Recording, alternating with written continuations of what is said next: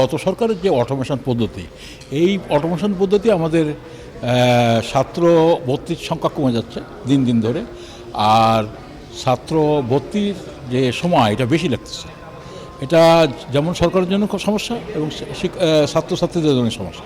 আরেকটা বড় সমস্যা হচ্ছে যে যখন অটোমেশন হয় তখন স্টুডেন্টরা যে একটা চিটংয়ের স্টুডেন্ট সে হয়তো যশোরে চান্স পেয়ে গেল, যশোরের একটা স্টুডেন্ট সে চিটংয়ে চান্স পেয়ে গেল, সিলেটের স্টুডেন্ট সে রংপুরে চান্স পেয়ে গেল। এটা হচ্ছে সবচেয়ে বড় বিড়ম্বনা।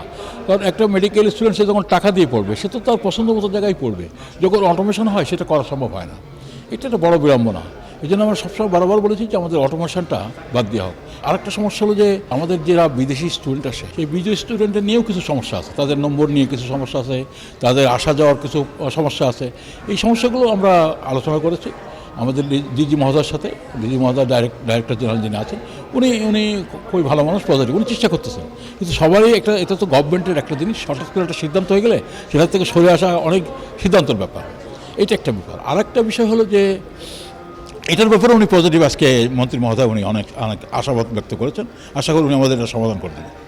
আরেকটা কথা বলছেন আজকে যে আমাদের যে 4টে প্রতিষ্ঠান আমাদের মেডিকেল কলেজকে ইন্সপেকশন করে, চারবার এসে, একবার মিনিস্ট্রি আসে, একবার ডিজি হেলথ আসে, একবার বিএমডিসি একবার আসে, আরেকবার বিশ্ববিদ্যালয় আসে।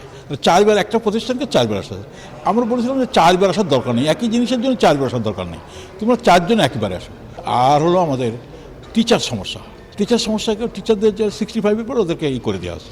কিন্তু তারা প্রাইভেট প্র্যাকটিস করতেছে, কিন্তু তারা শিক্ষকতা করতে পারছেন, যার জন্য সরকারও শিক্ষক স্বল্পতা আছে, আমাদের প্রাইভেটের স্বল্পতা। এইটা যদি 65-এর বারটা তুলে দেওয়া হয় তাহলে শিক্ষকের আর সমস্যা থাকবে না, এক্সামিনারও একই সমস্যা সেটাও থাকবে না। আরেকটা হচ্ছে আমরা কিন্তু প্রায় 2000 কোটি টাকা প্রতি বছরে আর্ন করি ফরেন কারেন্সি, এই যে বিদেশি স্টুডেন্ট থেকে। এইটা যদি এই সরকার যদি আমাদের একটু ইনসেন্টিভ দেয়, এই মালিকদেরকে একটু ইনসেন্টিভ দেয়, যেমন বিদেশি রপ্তানি এসে জুতো আমি যদি আমদানি এক্সপোর্ট করি, গার্মেন্টস এক্সপোর্ট করি, সেখানে তো আমি টাকা পাই না। জুট এক্সপোর্ট করলে আমরা টাকা পাই, কিন্তু এখানে যদি আমরা একটা বিরাট সুনামের সাথে আমাদের এখানে ভারত থেকে স্টুডেন্ট আসতেছে, শ্রীলঙ্কা থেকে স্টুডেন্ট আসতেছে, নেপাল থেকে স্টুডেন্ট আসতেছে, তাই না? এটা আমাদের জন্য একটা সম্মানের। তো এই সম্মানটাকে যদি এনকারেজ করার জন্য মালিকদেরকে যদি ইনসেন্টিভ যদি দেন উনি, তাহলে খুব ভালো হবে। তবে আমাদের খুবই আশা আমরা হয়েছি যে উনি আমাদের মন্ত্রী মহোদয় খুবই আমাদের ব্যাপারে খুবই পজিটিভ। ভবিষ্যতে আমাদের পরিকল্পনা এই সংগঠন তো ছিল না। এখন বেসরকারি মেডিকেল কলেজে ধরেন আপনি 6000 ডাক্তার তৈরি করতে, তাকে সরকারি মেডিকেল কলেজ 4000 ডাক্তার তৈরি করছে, এটা বিরাট একটা ব্যাপার। আমাদের পরিকল্পনা হলো যে আমরা এটাকে ওয়ার্ল্ড স্ট্যান্ডার্ড করতে চাই, যেন এটা নিয়ে আমাদেরকে কোশ্চেন না করে যে বেসরকারি মেডিকেল কলেজগুলো এটা মানে ভালো না। এটা আমরা খুব একটা কোয়ালিটি স্ট্যান্ডার্ডে নিয়ে যেতে পারি, একটা স্ট্যান্ডার্ডে। সেজন্য একটা মানে আমাদের কাউন্সিল তৈরি হয়েছে যাতে এটা কোয়ালিটি খুব বাড়ায়। এই ব্যাপারে আমরা খুবই সজাগ, এবং প্রত্যেকটা মেডিকেল কলেজে শুধুমাত্র MBBS পাস করবে না, সেখান থেকে পোস্ট গ্রাজুয়েশন করবে, মানে স্পেশালিস্ট হবে। এটাও আমাদের একটা স্বপ্ন।